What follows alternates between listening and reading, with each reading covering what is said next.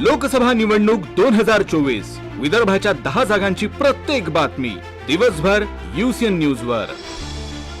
लोकसभा चुनाव में महाराष्ट्र की कुछ हाई प्रोफाइल सीटों में अमरावती भी शामिल है। इस सीट पर हाल ही भाजपा में शामिल हुई नवनीत राणा काफी सुर्खियों में है। खास बात तो यह है कि अमरावती की वर्तमान सांसद नवनीत राणा की संपत्ति में पिछले 5 साल में 41.86% की वृद्धि हुई है। इतना ही नहीं बल्कि वो अपने विधायक पति रवि राणा से ज्यादा धनवान है। लोकसभा चुनाव हो या कोई अन्य चुनाव, चुनावी मैदान में अपना किस्मत आजमाने वाले उम्मीदवारों को नामांकन पत्र के साथ जमा किए गए शपथ पत्र में उनकी संपत्ति का ब्यौरा देना अनिवार्य होता है। इसके साथ ही अपने ऊपर दर्ज आपराधिक मामले की भी जानकारी देनी होती है। लोकसभा चुनाव के दूसरे चरण में 13 राज्यों की 89 सीटों के लिए मतदान होगा। इसमें महाराष्ट्र की 8 सीट शामिल है, जिनमें एक अमरावती लोकसभा सीट भी है। ये पिछले कुछ समय से काफी चर्चा में है।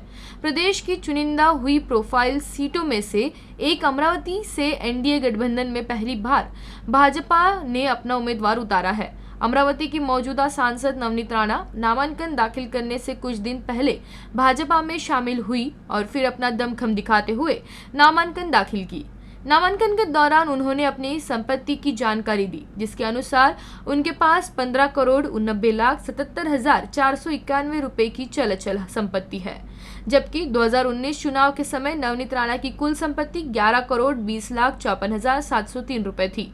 5 साल में ही उनकी संपत्ति बढ़कर 15,90,00,000 से अभी अधिक हो गई है। इस तरह से उनकी संपत्ति में 4.69 करोड़ यानी 41% का इजाफा हुआ है। खास बात यह है कि नवनीत राणा अपने पति विधायक रवि राणा से ज्यादा अमीर है। रवि राणा के पास 7,48,78,943 रुपए की चल संपत्ति है। 2019 में रवि राणा के पास 1,51,63,423 रुपए की संपत्ति थी, लेकिन 5 साल में रवि राणा की कुल संपत्ति में 79% का इजाफा हुआ है।